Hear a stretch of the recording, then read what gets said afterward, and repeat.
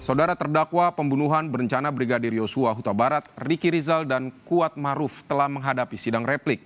JPU menolak nota pembelaan keduanya yang dianggap tidak memenuhi landasan yuridis hukum. Informasinya telah dirangkum jurnalis Kompas TV, Abel Insani.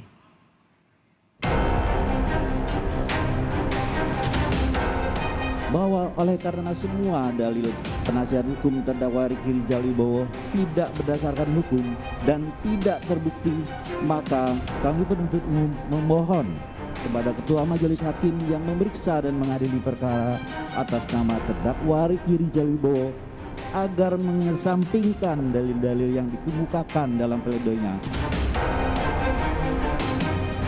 Kami selaku tim penuntut umum menolak dan membantah seluruh argumentasi dari tim penasihat hukum di dalam pledoinya.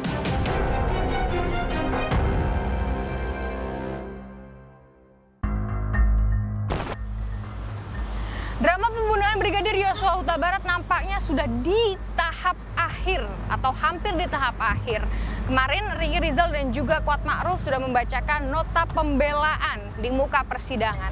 Keduanya mengaku bahwa tidak mengetahui sama sekali adanya perencanaan pembunuhan kepada Brigadir Yosua Huta Barat yang didalangi oleh atasannya sendiri, Ferdi Sambo. Lalu bagaimanakah sebenarnya poin-poin yang dibacakan oleh Ricky Rizal dan juga Kuat Ma'ruf? Berikut liputannya untuk Anda. Terdakwa kasus pembunuhan Brigadir Yosua Huta Barat yakni Ricky Rizal Wibowo telah bacakan nota pembelaannya atau pledoi di Pengadilan Negeri Jakarta Selatan. Ricky ungkapkan bahwa dirinya hanyalah sosok figuran dalam kasus pembunuhan Brigadir Yosua Huta Barat. Beberapa poin yang dibacakan oleh Ricky di muka persidangan hingga membuat Ricky menangis. Salah satunya adalah saat dirinya meminta maaf kepada anak dan istrinya. Tak hanya itu, Ricky juga sempat bacakan beberapa hal sanggahan.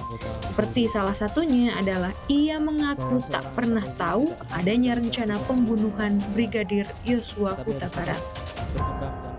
Tidak pernah terbayangkan sedikit pun ada kejadian pada malam hari tanggal 7 Juli 2022 di rumah Magelang yang selanjutnya membuat saya dituduh melakukan bentuk perbuatan melawan hukum.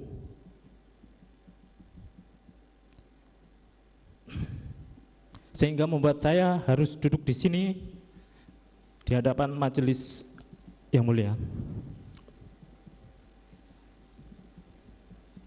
untuk membacakan nota pembelaan atau pledoi pada hari ini.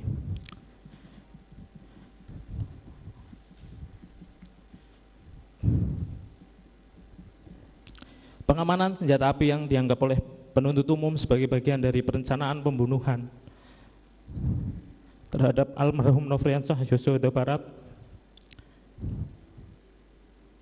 Dengan tegas saya sampaikan bahwa saya tidak pernah tahu ada rencana pembunuhan.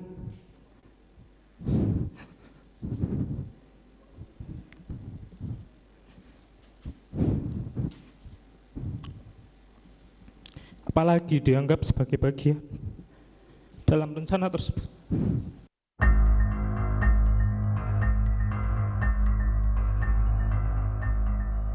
Sebelumnya, Ricky dituntut 8 tahun penjara oleh jaksa penuntut umum. Tuntutan ini sama dengan tuntutan jaksa kepada Kuat Ma'ruf. Setelah dituntut 8 tahun penjara, Kuat Ma'ruf juga bacakan nota pembelaan. Kuat membantah terkait perselingkuhannya dengan Putri Chandrawati dan meminta agar dibebaskan dari dakwaan. Selain itu, Kuat juga sempat mengatakan bahwa Yosua pernah membiayai sekolah anaknya.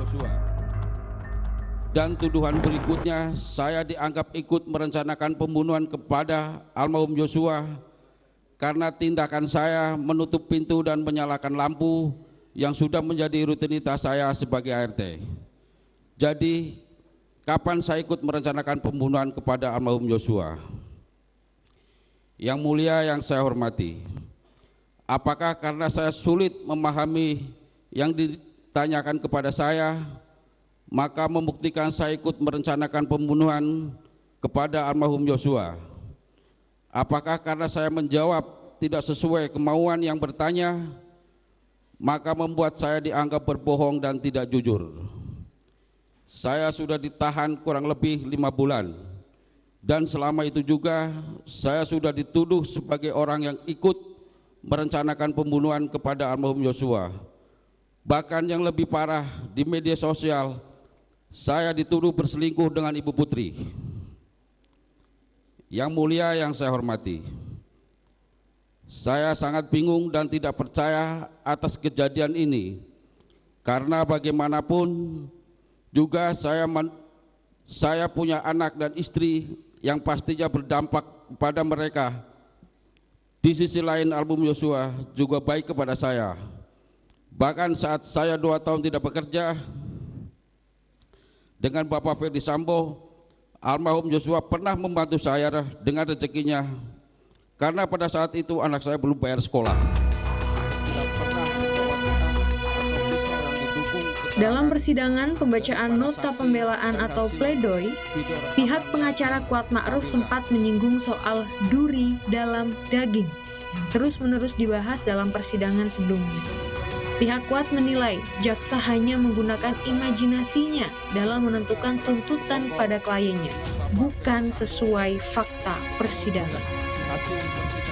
Bahwa terkait dengan pernyataan terdakwa yang disampaikan dalam persidangan yang menyatakan Ibu harus lapor Bapak, jangan sampai ini menjadi duri dalam rumah tangga.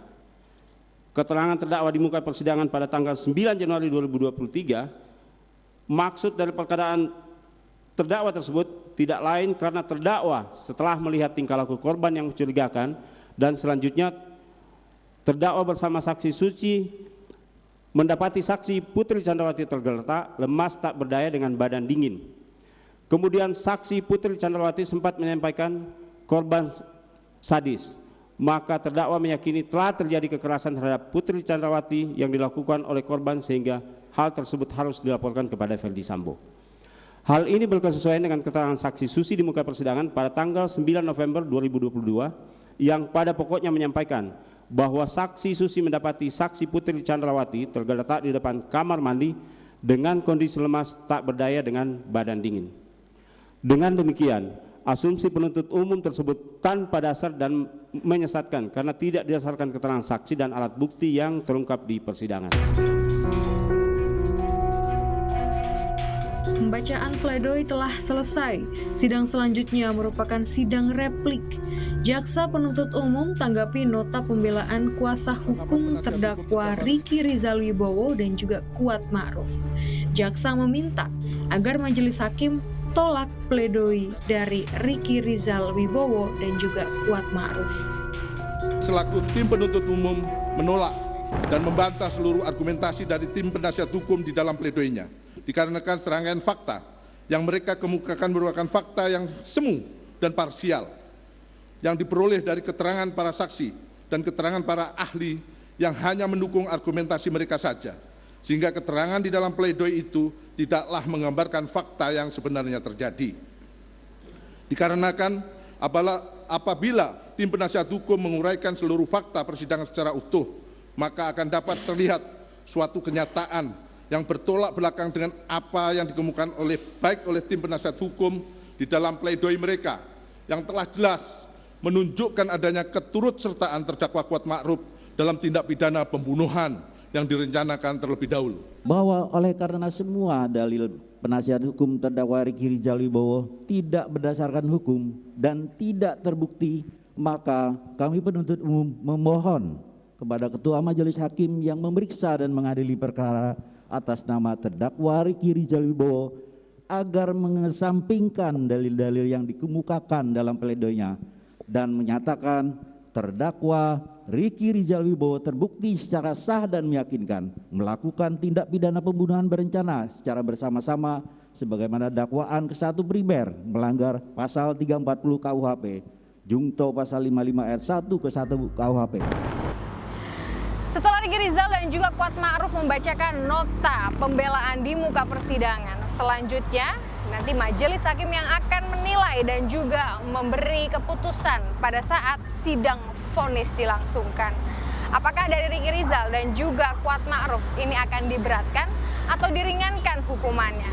Yang jelas setelah kemarin jaksa penuntut umum sempat mengkagetkan masyarakat dengan tuntutan yang diberikan kepada dua terdakwa ini hanya 8 tahun, harapan masyarakat hanya satu, yakni adalah vonis yang nantinya diberikan oleh majelis hakim kepada dua terdakwa ini tidak mencederai hati masyarakat dan juga tidak mencederai hati keluarga almarhum Brigadir Yosua Huta Barat.